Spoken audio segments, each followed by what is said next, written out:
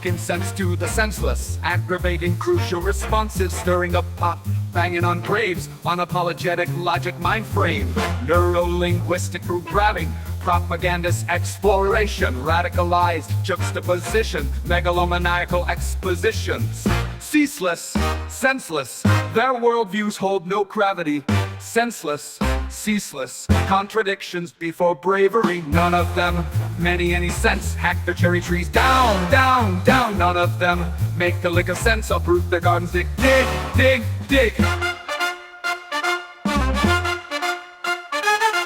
Pull the weeds out at their source, exert every manner of force, snag the weeds out from their source, you are the rep, manage all scores.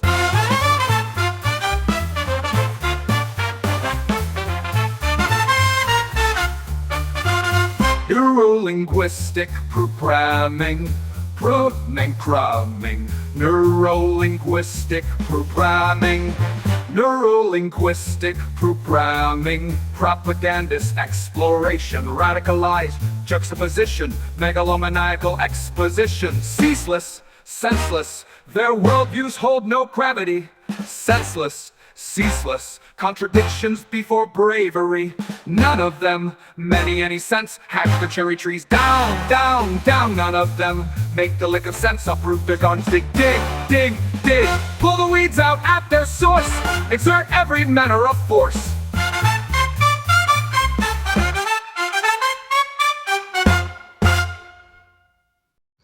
Hello, hello, hello, hello, hello, hello, hello, and welcome once again to the Dr. Zeero Xiron Free Magic Secrets Show, where we investigate all forms of magic. We talk about things and stuff.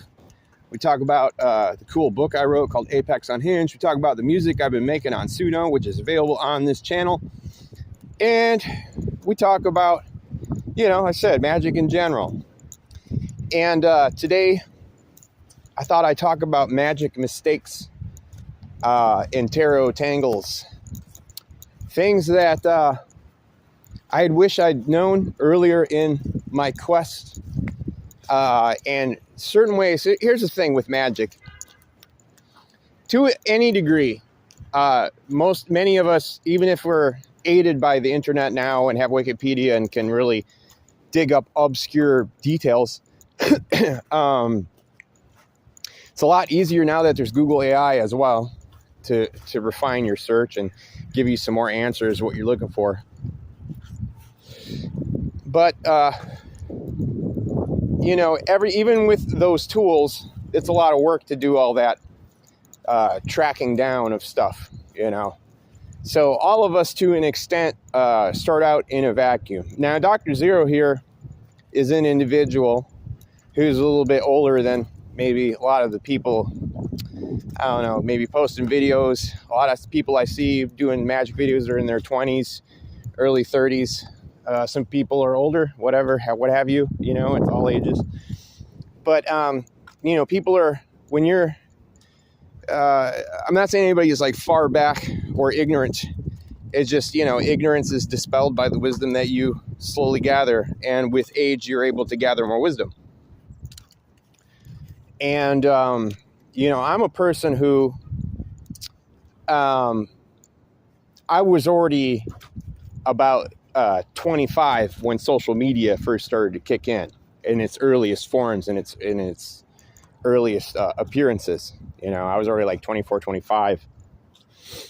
And I was already in my 30s when I got my first smartphone,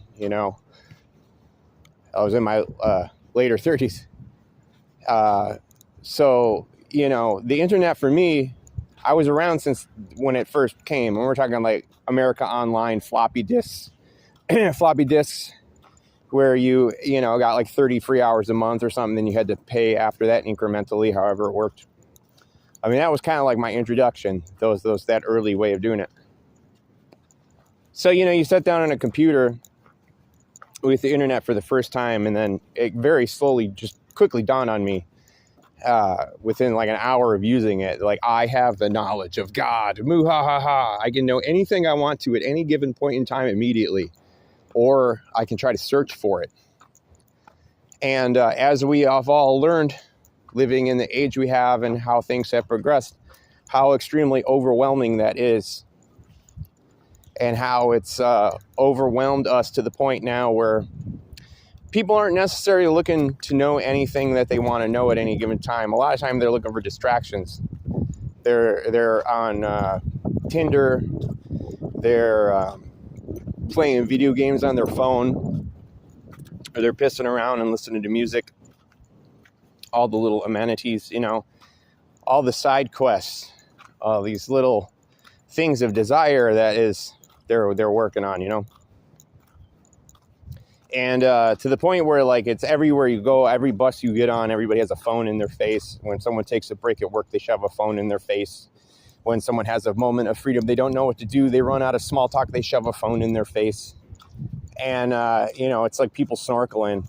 They come out of the water, they take the snorkel out, they say a few things, they don't know what to say after that, and then they dive right back down into the water to stare at a screen. So I'm part of this antique world, this that's already been passed by, where that was never a quotient in my earlier life. And what I'm getting at is, Magick. No matter where you're on your quest, you're going to start out at some sort of level of vacuum that you're working in. Now you can really, really get adept and like talk to people and get on message boards and stuff. And I guess that's the part I was lacking. When I was younger, I was more of a traditional witch, you could say, and kind of ran the gamut on it and learned everything I could. But there was only like limited books out there that I could get my hands on here and there that really impassioned me. And a lot of the same key knowledge is what's passed over and over and over as fundamental basics. So, it's like I just stopped searching for more because I felt like I kind of like got the gist of it. And anything I saw, anything like magician related, all had, Hebrew letters all over it, and was all like, a witch turning on Abrahamic faiths and escaping them. Why you want to mess with any of that stuff? So I didn't really understand that. And then there's where I'm at today after a full gestation. And I guess I have to kind of like briefly explain once again my background a little bit, because as I just said, like I came from traditional witchy sort of understanding, and then that identity or outwardly showing that, I just kind of quiet and hid it to myself. I guess if people wanted to ask me about it, I could talk about it. I'd never deny that I was on the verge of such things, but I just wasn't necessarily broadcasting to the world, not because I was ashamed. Just sometimes it's better to be silent, I guess. They never see you coming. It was like in my mid-30s when I just woke up one day and all this dormant stuff started to break through. And it's a very long story and chain of events that led me to where I finally had to get, which is where everybody gets, which is where you finally recognize tarot cards or flashcards for this tree of life thing. And what's this tree of life thing and how does it work? And then you start learning all that. So my obsession for the past, since about 2016, I started really, really researching this stuff and I just fell into it. And I tried to tackle a gigantic subject and try to get clear information. And it's very difficult when one person's saying this, one person's saying that, So you kind of just cobble together the best synthesis you can of what you understand about tarot. And where I'm getting at is that if earlier in my journey, I had anyone who could really sit me down and say, no, read this book, or look here, look there, I missed something extremely fundamental. And this is all very clear to me now because I got this book the other day. After years and years and years of reading every like fucking occult book, magic book I get my hands on, there's a few that kept popping up in, recommendations online from people. And this one book popped up here and there. I never just ran to it, saw a cheap copy. I never like thumbed through it until I just discovered it the other day. But it's the book on tarot by Paul Foster Case that came out in 1947. And it's in my backpack. Unfortunately, I can't pull it out at this moment because I'm walking around in circles. But I think it's just called The Tarot by Paul Foster Case. Either way, there's only one book on tarot that he actually completed. So if you just look up Tarot, Paul Foster Case, you're going to find it. And his whole thing, where I was looking at the Tree of Life as a means to construct everything and as a means for all the messages. And the truth is that you have to start with the Hebrew letters themselves. They're the key component of this whole thing. And what really trumps the Tree of Life is the cube of space. And the way to divine what the tarot trumps really mean and how they interrelate is their positions on the cube of space. And how all the different things interrelate that way. So it's like taking the cube of space and the information there, you're able to expand it through the Tree of Life diagram, and it works out, and it gives you a different side of things by still giving you the same story. So the point that I'm getting at is to truly understand tarot and what's going on and how to really read. Absolutely, the Tarot by Paul Foster Case, you have to read it immediately because the whole point is completely concentrating on the cube of space itself. Now, the one thing that I disagree with in the book is that when he finally gets the Emperor card, that's where he drops in the cube of space, and he's like, "Oh, well, that this card stands for that specifically." For me, it's clear that the 22 Hebrew letters are the 22 tarot trumps. And the whole thing is existing the whole time. It's not like it just, goes bink and then appears on the fourth card. It's always in play the whole time. Now, I think he just did that for the flow of content. Because I'm trying to reread if that's really what he meant. Or if he just decided, like, this is the point in the book where I should drop this topic. My opinion, though, is that the cube of space is happening the entire time, no matter what. And if you don't know what the cube of space is, so supposedly it's the invention of Abraham, like the Abraham, the guy who started it all, and it's where you use the 22 Hebrew letters to create the cube of the universe, the cube of space, where all the directions represent either there's like an axis surrounded by a cube, and it's like all the planets in our solar system, plus the Jewish elements, plus the zodiac, if I'm correct, or if maybe those were added later as an attribution when they fucked with the thing a little bit more in history. But either way, it's the cube of space that you need to learn. Because you take all those lessons and then transpose them to the Tree of Life in a working dynamic diagram that flows together. So that's the number one thing. Secondly, I want to talk, because there's a lot of videos I made about, there's a deck called the Brotherhood of Light Egyptian Tarot Cards. And it goes with a book called The Sacred Tarot by Z.C. Zane. Z.C. Zane was an occult writer that was very brilliant on his own. And he's a guy who wrote like 28 books, and he joined this little organization back in like the 1930s, 40s, and 50s. He died in the 1950s, and then this organization took custody of all his writings, and now are just like pushing his stuff still to this day. And you have to get it through their special website, and their website looks real crappy and looks like they don't know what they're doing. And here's our merchandise section. Look, you can get a mug with our logo on it. By the way, here's all this dead guy's books that we're like working the estate of, basically. Well, this guy, okay, so when you talk about tarot, there's solid ways of doing it. There's raw intuitive tarot, where you're just doing what your gut tells you, which is kind of maybe the way to do it, where you're just walking into it completely ignorant, and you just hold up because the tarot cards are like a mirror for the person gazing onto them, specifically like the Rider-Waite or anything like that, where there's the suit cards have all their own designs with little scenes. You're just holding up like fixed Rorschachs where there's only so many options. Maybe it's instead of a Rorschach, which could be anything, this one gives you a stronger focus.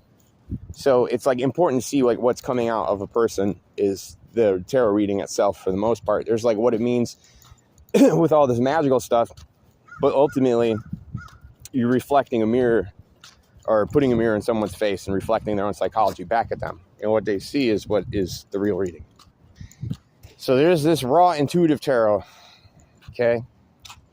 Then you can do it on the Tree of Life.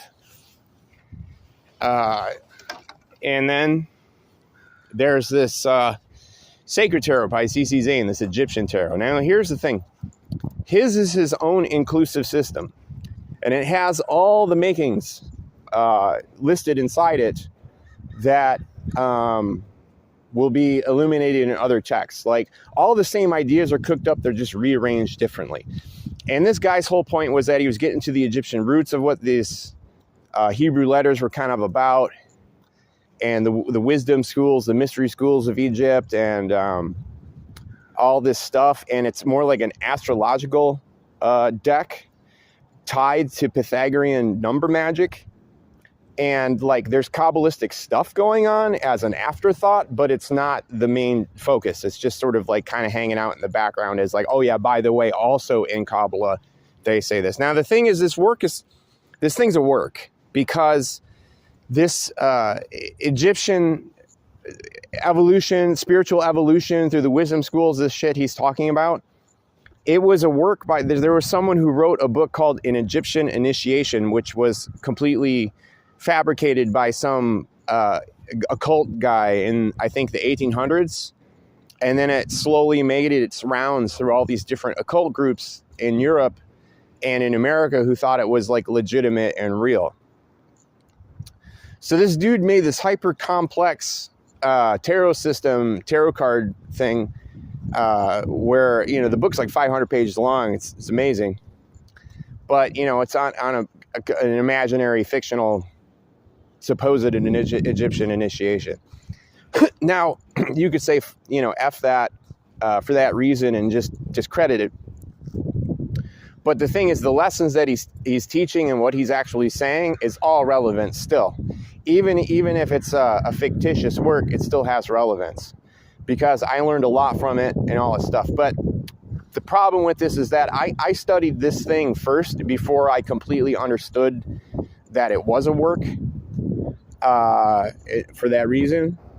And a lot of my tarot ideas are wed to it just because so much of that has subconsciously hit me. So I guess one of the big problems is just I stumbled onto this C.C. Zane book, this hypnotically intense book, and then I just studied that for a few years as kind of like my basis. And I would, you know, it should be a system that you explore as an afterthought to learning the cube of space first through Paul Foster Kane.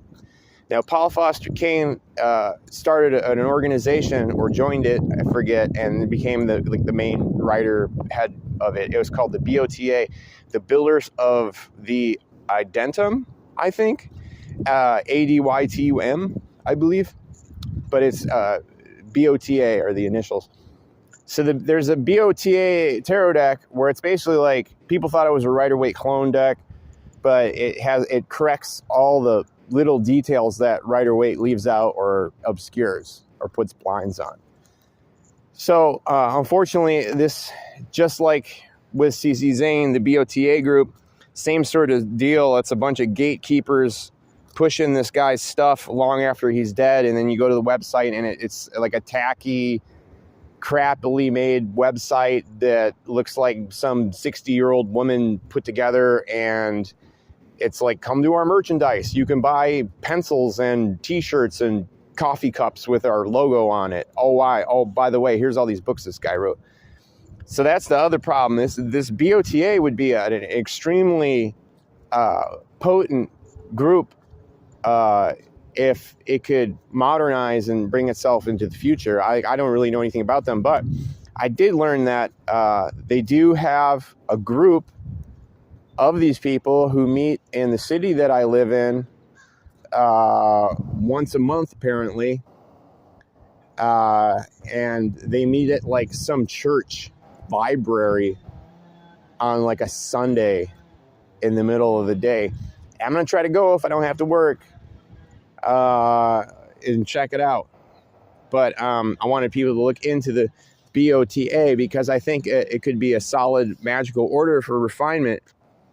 Because the dude, this Paul Foster Case guy, was the Margaret, or I'm sorry, Mathers, the dude from the Golden Dawn, the main dude, him and his wife. After Golden Dawn, they had, I think, started another order. His wife did, and was kind of like running it. And that's where Paul Foster Case came in. And it was like essentially Golden Dawn style lessons. And he started teaching more about sex and sex magic and tantra and this kind of stuff. And he got kicked out of the order basically with this dispute with the wife of Mathers over that. Like, you're teaching dirty stuff and we're a respectable group, that kind of thing. So he said, F that, and he went on and then formed the BOTA, or joined it and then became their dude. So, yeah, anyone out there studying tarot, and I know you all do, if you come to this channel, you know exactly what I'm talking about.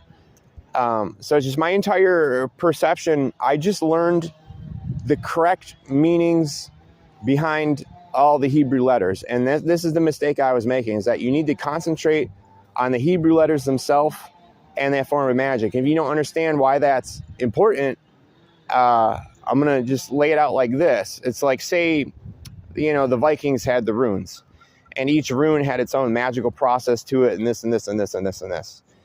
The Hebrew letters are kind of the same deal, where each one it's got its own form, but it also has its own hieroglyph, like its own emoji to describe like so much compacted occult information.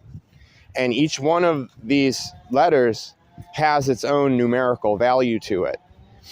And when you talk about like the magician correspondences, astrological correspondences, like how you start stacking everything, the numerical value of their words interrelate other words, and they, supposedly there's those connections, whether or not that's poppycock or not. But they're still utilizing a ton of the ideas from Pythagorean number expansion, all this stuff. So, yeah, in a nutshell, that's everything I wanted to say. I guess I should talk also, since I'm still here. Well, let's see. Magical things to avoid. I wish it would have been, I liked the Satanic Bible when I was 15, when I first found it. I went, yeah, this is awesome. And, it's a bunch of hooey. It's just, I wish that book didn't really even exist or come into my focus. I wish I would have, because so much of it is hooey, and I could explain why or whatever, but I don't feel the need to. It's not that I'm against ideally what they stand for. It's just, why do you need the trappings of the Satan symbol? Why do you have to like huddle around the dark symbol in order to preach your more enlightened views or hedonistic views? Like, it's just like this unnecessary shock rock presentation for something that would be a lot stronger if you just called it something else and dropped the Satan hooey. You'd probably just call it humanist. You could say you have a humanist philosophy. I guess another thing I wanted to mention got super deep into the Druid stuff because I felt like, you know, I come from a Scottish, Irish, Welsh background. I've been in America forever, but, you know, I have that going on. So, like, I felt like it's part of my tradition of the bloodline that would be part of it. So I got, like, really deep into that. But the truth is that, like, there's a lot to see there because the Druid thing is a notion where you're a jack of all trades in the service of the pagan or magic community as a whole.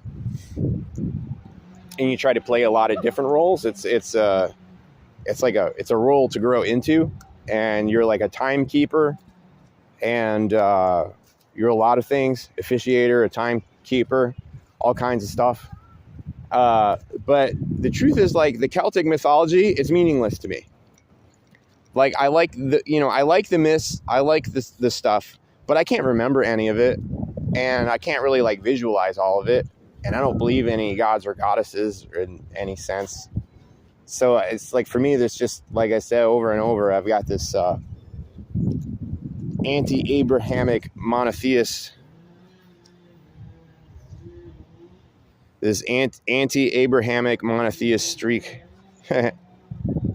You could say non-Abrahamic monotheism. But I call it cosmic witchcraft as well. So I'm all about whatever's behind the singularity. Whatever created the singularity and the singularity itself, I would call everything connected, would be God to me. So it's like creation and creator. I don't know what creator is or whatever, but again, the Hebrew letters are all about this number magic and constructing shit from the bottom up, and how to construct everything using your own inherent powers, and that's why it's so important. Also, like, I wish I would have, if I had to go back. Well, first, you know, I didn't get so deep into Aleister Crowley. I heard of him. I was vaguely aware of what he was. That he was part of this magician crowd that was blurry and confusing to me. And then when in 2009, I read Do What Thou Wilt, the book, which is the autobiography of him. And I read the whole thing, and I'm like, I was just looking at him. Here's this weird, interesting character on his own terms. But I didn't really understand all the magician stuff that they were necessarily talking about. Because I was, again, coming from a background of more like basic witchcraft sort of way of thinking about things. So I was like, I had basically came away just as confused from that book. But I liked the idea of him then, because I didn't quite understand what he was and what he was about and what a huckster he was and what a ham he was and how much he was just ripping off a bunch of shit that didn't belong to him and inserting his own crap into it. And he's such a ham. So, you know, Crowley, it's like, learn what you can from him and move on and take everything he says with a grain of salt and understand that almost, like, there's so much that he says that's totally dubious, that's getting passed off as, like, fact, and people falling in and following him because he's such a intelligent presentation of this mental masturbation that he is particularly embedded with. So now it's raining and it's all crazy, and I should go indoors somewhere before I get too wet. And as you know, well, I guess this is no real time to go on to a political rant, but it's quite the moment. And I'm pretty certain it's all going to go horribly wrong for a very, very long time. And I can't even predict what comes next.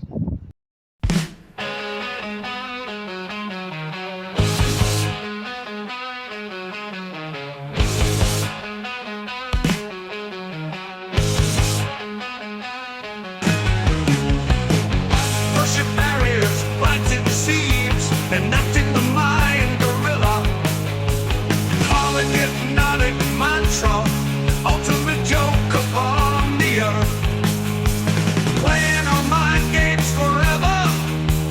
Druids and witches lifting the veil, waging the mind gorilla.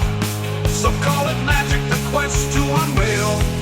Reduced to zero, it is not absurd. Reduced to zero, Pythagoras concurs. Reduced to nothing, reality blurred. Condensed to nothing, freedom assured. Gambling on pushing barriers, planting seeds. Propagandize the mind gorilla, bellowing mantra, a joke upon earth.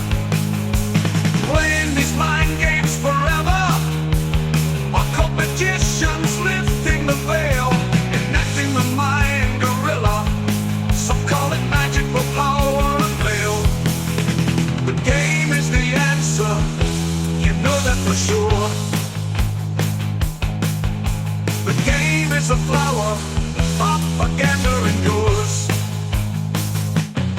Reduced to zero, you know that for sure. Reduced to zero, Pythagoras concurs. Reduced to nothing, reality blurred. Condensed to nothing, freedom assured. So keep hustling our mind games together, holding the future out of the now. You just can't whip all those mind gorillas. Absolute elsewhere, stone edge of your mind. Yeah, we're waging these mind games forever, projecting checkmate in space and in time. Yeah, combating these mind games forever, advancing our pawns with reason and rhyme. Now is the answer, and you know that for sure. Never surrender, you gotta endure. Now is the answer, you know damn well for sure. Never surrender, forever endure.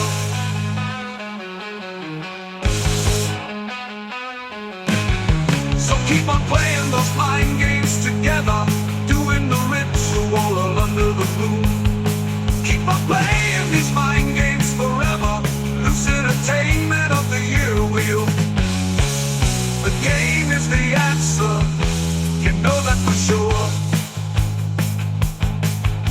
The game is a flower, propaganda endures.